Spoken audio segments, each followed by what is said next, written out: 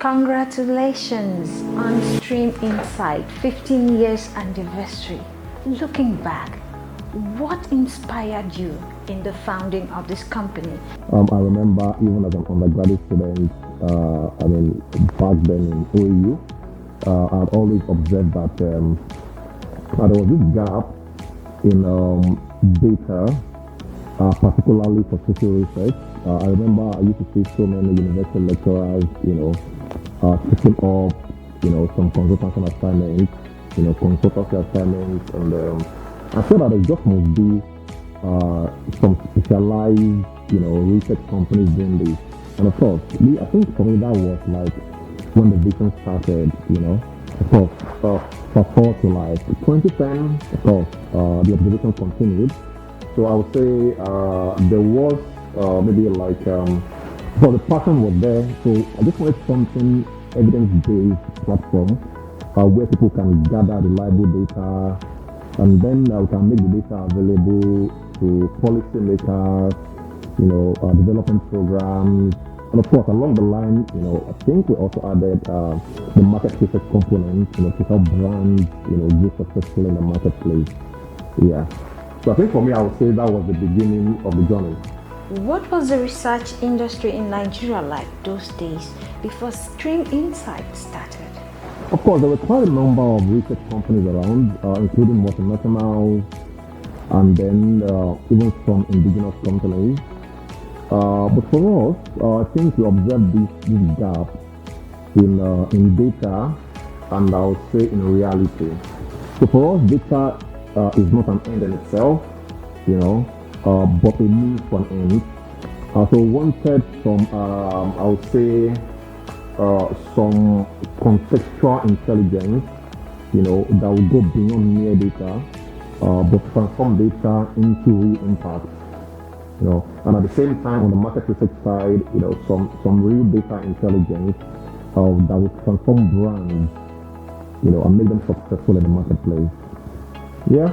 Can you highlight the key milestone or the turning point that helped sharpen the Stream Insight journey? I almost didn't realize it was 15 years until, of course, so many activities, so many things, going, so many projects to do. And boom, it was 15 years. So I would say there were so many of them actually. So many of them. I think it started 2010 was a bit rough, trying to get pace and all of that. I think 2011 was when we had our first major project, which was close to a pan-Nigerian study.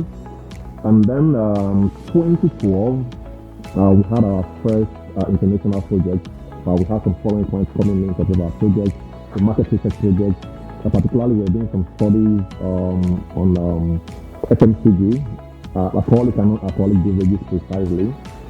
Yeah, so many of them. 2012, I remember we had one very massive, development project, very massive, across several states in Nigeria.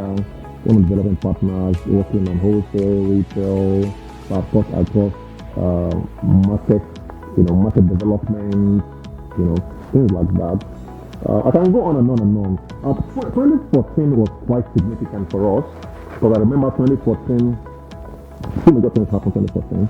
I think that was when we had the Stream Insight got the African Quality Service Award for unique service in social research.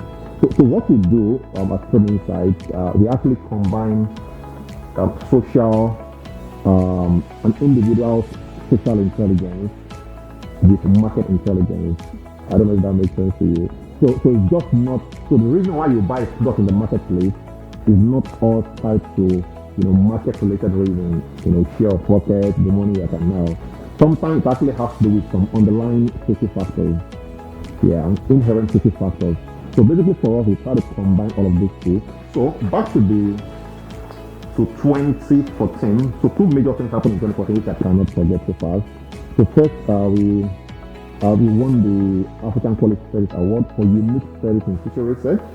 And I think at that point too, of course, going from one client to another, the referrals, including some clients in the US, we got the attention of New York Times Yeah, I mean, I always see the prestigious New York Times, and the film inside was featured in an interview, and of course, and it was all over the place. I think those were two. I can go on and on, but let's leave it at that for now, for the starting stage. Were there any moments in the earlier days you doubted if this company was going to survive? I'm not a doubting Thomas, but but of course, I mean, you're right.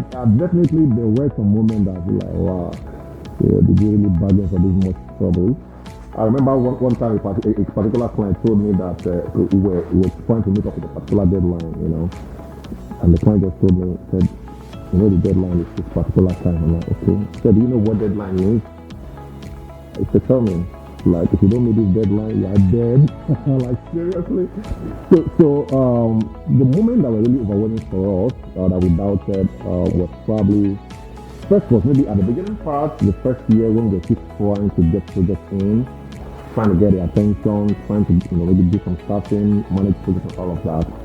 And I think the second time was, when things started getting overwhelming, like trying to put adequate structures in place to meet up with all of the troubles we have created, especially in year 3, which was 2013, and year 4. It was so massive the trouble that we had created. Good trouble, I mean. Yeah, so so failing wasn't an option for us. We just had to continue pushing.